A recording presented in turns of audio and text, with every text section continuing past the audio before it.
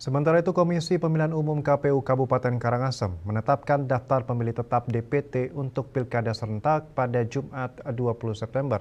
Ketua KPU Kabupaten Karangasem, Iputu Dharma Budiase, mengatakan sebanyak 392.702 DPT yang ditetapkan terdiri dari 196.358 laki-laki dan 196.344 perempuan.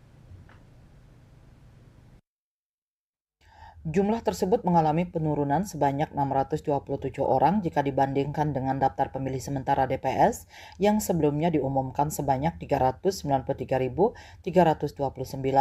Budiase mengatakan untuk pemilih yang dinyatakan TMS tersebut kebanyakan karena sudah meninggal dunia. Selain itu, ada juga pemilih yang sudah pindah keluar Karangasem karena menikah dan yang lainnya.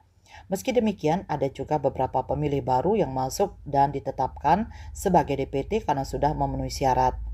Lebih lanjut dikatakannya untuk sebaran pemilih, Kecamatan Karangasem menjadi wilayah dengan jumlah pemilih terbanyak yaitu 78.294 pemilih.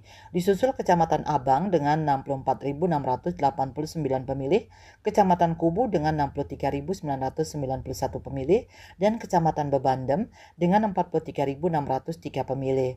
Sementara itu, Kecamatan Manggis memiliki 43.182 pemilih, Kecamatan Selat 35.289 pemilih, Kecamatan Rendang 33.531 pemilih, dan Sidemen 30.123 pemilih.